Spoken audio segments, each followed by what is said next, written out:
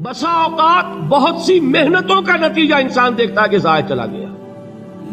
میں نے 10 سال محنت کی، حاصل کوئی نہیں نکلا. یہ ثمرات کیا ہیں؟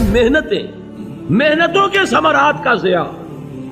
کوشش آپ نے کی، قسمت کی خوبی دیکھی ہے، ٹوٹی کہاں کمن، 2-4 ہاتھ جب کے لبے بام رہ گئے. Be prepared. ایک شاعر کے یہ اشعار ہیں، وہ کمیونسٹ تھا، میں نام بھی نہیں لیتا، لیکن یہ کہ یہ اسی انقلابی، چونکہ ان کا بھی ایک انقلابی نظریہ ہے، انقلابی عمل میں یہ سارے مراحل آتے ہیں. کوئی سیٹ بیک آیا، فرض کیجئے کوئی ناکامی ہو گئی، تو اپنے ساتھیوں کو دل بندھانے کے لیے یہ فصل امیدوں کی ہمدم اس بار بھی غارت جائے گی، سب محنت صبحوں شاموں کی اب کے بھی اکارت جائے گی. میرے نبی کے ثمرات کا جو لفظ یہاں آیا ہے، وَنَقْصٍ مِّنَ الْأَمْوَالِ وَالْأَنفُسِ وَالثَّمَرَاتِ، سب محنت صبحوں شاموں کی اب کے بھی اکارت جائے گی.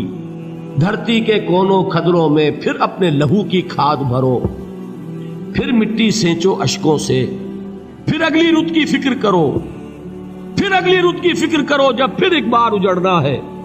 ایک فصل پکی تو بھر پایا، تب تک تو یہی کچھ کرنا ہے. ایک مقصد ہے سامنے، انقلاب برپا کرنا ہے. ایک کوشش ناکام ہو جائے کوئی پرواہ نہیں، نیکسٹ.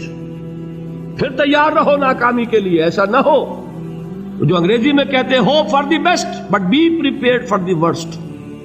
ایسا نہ ہو کہ دوسری مرتبہ ناکام ہو کے بددل ہو جاؤ، تمہاری ہمتیں جواب دے جائیں. نہیں، پہلے سے تیار رہو کہ دوسری مرتبہ بھی ناکامی آئے تو آئے، لیکن جب تک کہ کامیابی حاصل نہیں ہوتی ہمیں یہ کام کیے چلے جائیں. دیکھیے سیرت میں آیا کہ نہیں یہ واقعہ. بدر میں مسلمانوں کو فتح ہوئی تو احد میں زک پہنچی کہ نہیں؟ 70 صحابہ شہید ہوئے کہ نہیں؟ اگر ان کی ہمتیں جواب دے جاتی تو گاڑی کیسے چلتی آگے؟ تو فرمایا وَلَنَبْلُوَنَّكُمْ بِشَيْءٍ مِّنَ الْخَوْفِ وَالْجُوعِ وَنَقْصٍ مِّنَ الْأَمْوَالِ وَالْأَنفُسِ وَالثَّمَرَاتِ. ہم تمہیں لازم آزمائیں گے خوف کی کیفیت سے، فقر و فاقے کی کیفیت سے، بھوک سے، جان کے نقصان سے، مال کے نقصان سے، محنتوں کے حاصل کے ضائع ہو جانے سے. وَبَشِّرِ الصَّابِرِينَ، اور اے نبی بشارت دیجئے صبر کرنے والوں کو. الَّذِينَ إِذَا أَصَابَتْهُمْ مُصِيبَةٌ، وہ کہ جب ان پر کوئی تکلیف آئے، کوئی مصیبت آئے، کوئی آزمائش آئے، قالوا انا للہ وانا الیہ راجعون، وہ یہ کہیں کہ ہم اللہ ہی کے ہیں، اللہ ہی کی طرف لوٹ جانا ہے. یہ وہی انداز ہے جو میں نے فارسی کا شعر سنایا تھا آپ کو کہ سرے تسلیم خم ہے جو مزاج یار میں آئے. وہ ہمارا مولا ہے، ہمارا آقا ہے. اگر اسے یہی منظور ہے تو ہمیں بھی یہی منظور ہے. میں نے تسلیم و رضا کی بات کی تھی نا، آپ کو کچھ شعر سنائے تھے. ایک شعر اور سنیے، اور یہ کس کا ہے؟ محمد علی جوہر کا. ایک مرتبہ جیل گئے، ان کی ایک بیٹی جوان بیمار ہوئی، فوت ہو گئی. باہر چھوڑا انگریز نے، جاؤ بھائی دفن کر دو بیٹی کو. دوسری مرتبہ جیل گئے، دوسری جوان بیٹی اسی مرض میں مبتلا ہوئی. اب یہ جیل میں ہے، خبر پہنچی کہ دوسری بیٹی کے اوپر بھی اسی مرض کا حملہ ہوا ہے. ایک نظم لکھی ہے جس کا آخری شعر یہ ہے، تیری صحت ہمیں منظور ہے لیکن اس کو نہیں منظور تو پھر ہم کو بھی منظور نہیں. یہ ہے، جب تک یہ کیفیت نہ ہو اس میدان میں آدمی ثابت قدم نہیں رہ سکتا کہ میرے رب کو اگر یہ منظور ہے تو یہی مجھے منظور ہے، اور تیری صحت ہمیں چاہیے تو ضرور، لیکن ہمارے رب کو منظور نہیں تو ہمیں بھی منظور. راضی برضائے رب. وَبَشِّرِ الصَّابِرِينَ الَّذِينَ إِذَا أَصَابَتْهُمْ مُصِيبَةٌ قَالُوا إِنَّا لِلَّهِ وَإِنَّا إِلَيْهِ رَاجِعُونَ.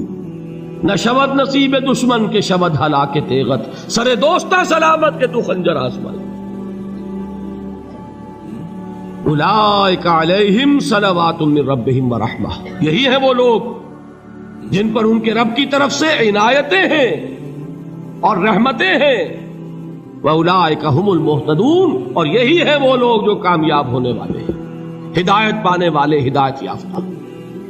اسی سورہ بقرہ میں ذرا آگے چل کر، یہ تو ہے 20واں رکوع، 19واں رکوع 21ویں رکوع کی پہلی آیت ہے لیس البر ان تولوا وجوہکم قبل المشرق والمغرب ولکن البر من آمن باللہ والیوم الآخر والملائکۃ والکتاب والنبیین وآتى المال على حبه ذوي القربى واليتامى والمساكين وابن السبيل والسائلين وفي الرقاب وأقام الصلاة وآتى الزكاة والموفون بعهدهم إذا عاهدوا والصابرين في البأساء والضراء وحين البأس. اب یہ آیت جو ہے سورۃ العصر میں جو مضامین آئے تھے سارے اس میں موجود ہیں. وہاں ایمان کا لفظ آیا، یہاں 5 ایمانیات کی تفصیل آ گئی، اعمال کی تفصیل آئی، اور آخری بات وہاں کیا ہے وَتَوَاصَوْا بِالصَّبْرِ، اور یہاں کیا ہے وَالصَّابِرِينَ فِي الْبَأْسَاءِ وَالضَّرَّاءِ وَحِينَ الْبَأْسِ، اور صبر کرنے والے. اصل نیکی ان کی ہے جو صبر کریں، کس میں؟ جنگ کے وقت. ذرائے بأسائے، بأسا کہتے ہیں فقر اور فاقہ.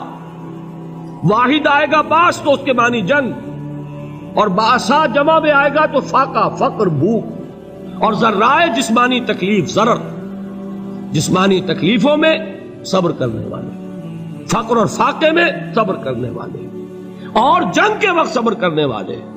اولئک الذین صدقوا واولئک هم المتقون، یہ ہیں وہ لوگ جو صبر کرنے والے ہیں، یہ ہیں جو سچے ہیں، جو اپنے دعوے میں نیکی کے اور ایمان کے صادق ہیں، اور یہی وہ لوگ ہیں جو متقی. اگلی سورت ہے سورہ آل عمران، اس میں 2 لفظ آئے ہیں آخری آیت، یا ایھا الذین آمنوا اصبروا وصابروا ورابطوا واتقوا اللہ لعلکم تفلحون. دیکھیے یہاں صبر اور صابر جو تعلق جہد اور جہاد کا ہے وہی ہے صبر اور مصابرت. صبر ایک طرفہ عمل ہے، آپ جھیل رہے ہیں، برداشت کر رہے ہیں. صبر علی المعصیہ، صبر علی الطاعہ، صبر علی الابتلاء، یہ سب کیا ہے؟ صبر. اور مصابرت کیا ہے؟ صبر کا صبر سے مقابلہ. یہ سورہ آل عمران اب وقت نہیں ہے، میں آپ کو سناتا اللہ تعالیٰ نے کیسے کیسے مسلمانوں سے کہا، مسلمانوں تمہیں زک پہنچی ہے تو انہیں بھی تو پہنچی تھی. ان کے 70 نہیں مارے گئے تھے بدر میں؟ ان کے حوصلے جو ہیں وہ تو پست نہیں ہوئے، وہ اگلے سال آ گئے تم پر چڑھائی کر کے. تم کیوں اتنا برا مان رہے ہو؟ تمہارے دل اتنے زخمی کیوں ہو گئے؟ تمہیں تکلیف پہنچتی ہے تو انہیں بھی پہنچتی ہے. اپنی غیرت جو ہے ہمیں ذرا اس کا جائزہ لینا چاہیے. لوگ باطل نظریات کے لیے کتنی قربانیاں دے رہے ہیں، لوگ باطل چیزوں کے فروغ کے لیے کتنی محنتیں کر رہے ہیں. جیسا کہ میں نے ابھی کہا تھا، اسی غیرت کو چیلنج کرنے کے لیے، ذرا آپ کی حمیت دینی کو جوش دلانے کے لیے. قادیانی نوجوان کتنی تعداد میں اپنے آپ کو دین کے لیے وقف کرتا ہے، اور آپ کتنے نوجوان ہیں جو اپنے آپ کو دین کے لیے وقف کرتے ہیں، اور ہوں وہ کھاتے پیتے گھرانوں کے لوگ. یہ نہیں ہے کہ اگر کوئی اور کام نہیں کر سکتا تو پھر یہ ہے کہ وہ دین کے کام میں لگ جائے. باصلاحیت لوگ، کھاتے پیتے لوگ، ذہنی استعداد رکھنے والے لوگ، اونچے گھرانوں کے لوگ، وہ وقف کریں اپنے آپ کو دین کے لیے. اس کے بغیر کیسے باہر آ جائے گی، کیسے رونق آ جائے گی؟ تو دنیا میں باطل نظریات والے جو ہیں، یہ بات کہی گئی ہے، مسلمانوں تم اگر توحید کے لیے لڑ رہے ہو، دیکھتے نہیں ابو جہل کو، اس نے گردن کٹوائی ہے شرک کے لیے، شرک کے لیے گردن کٹوائے، اور تم توحید کے لیے گردن کٹوانے کو تیار نہ ہو. اس نے گردن کٹوائی کہ نہیں کٹوائی؟ اور کس طرح کٹوائی ہے؟ کیونکہ بڑا متکبر قسم کا، فرعون قسم کا شخص تھا. جب گردن کاٹنے لگے تو کہتا ہے ذرا نیچے سے کاٹنا، تاکہ جب تم نیزے کے اوپر چڑھاؤ میرے سر کو تو اونچا نظر آئے، معلوم ہو سردار کا سر. وہ بدبخت مرتے ہوئے بھی جو اس کی کیفیت تھی نا، اس کو ذہن میں رکھیے. تو یہ اس لوگوں نے قربانیاں دی، جانیں دی. تو فرمایا اگر تم ان سے زیادہ قربانی نہیں دو گے، جو نوٹ کر لیجئے اس کو، مجرد اگر حق کو غالب کرنا اللہ کے ذمے ہو تو آنے واحد میں غالب کر دے گا، تمہیں تکلیف ہی دینے کی ضرورت نہیں. سمجھ رہے؟ کیا اللہ کے مقابلے میں کوئی باطل کی طاقت ٹھہر سکتی ہے؟ یہ تمہارے ایمان کا امتحان ہے، یہ تمہارے خلوص کی آزمائش ہے، یہ تمہارے امتحان کا ثبوت درکار ہے کہ اللہ تعالیٰ دیکھنا چاہتا ہے تم اس کے لیے اپنی جانیں قربان کرنے کو تیار ہو کہ نہیں، تم اس کے لیے تن من دھن لگانے کو تیار ہو کہ نہیں۔ اور یہ جان لو کہ اگر کفار اور مشرکین اور ملحدین اور باطل نظریات والے وہ جو کچھ قربانیاں اپنے باطل نظریات کے لیے دے رہے ہیں ان سے زیادہ اگر تم نہیں دو گے تو حق غالب نہیں ہوگا۔ انہوں نے جو صبر کیا ہے اپنے باطل نظریات پر، اگر تم اس سے زیادہ صبر کا ثبوت نہیں دو گے اپنے اس حق پر تو حق غالب نہیں ہوگا۔ اس لیے فرمایا یا ایھا الذین آمنوا اصبروا وصابروا، نہ صرف یہ کہ صبر کرو بلکہ صبر میں اپنے دشمنوں سے آگے نکلو، ان کے صبر سے بڑھ کر صبر کرو۔ وَرَابِطُوا، مرابطہ کہتے ہیں چوکس رہنا، ہوشیار، پہرا دو، ایسا نہ ہو کہ دشمن جو ہے غفلت میں تمہارے اوپر کوئی حملہ جو ہے کر بیٹھے۔ وَاتَّقُوا اللَّهَ، اور اللہ کا تقوی اختیار کرو، لعلکم تفلحون، تاکہ تم فلاح پاؤ۔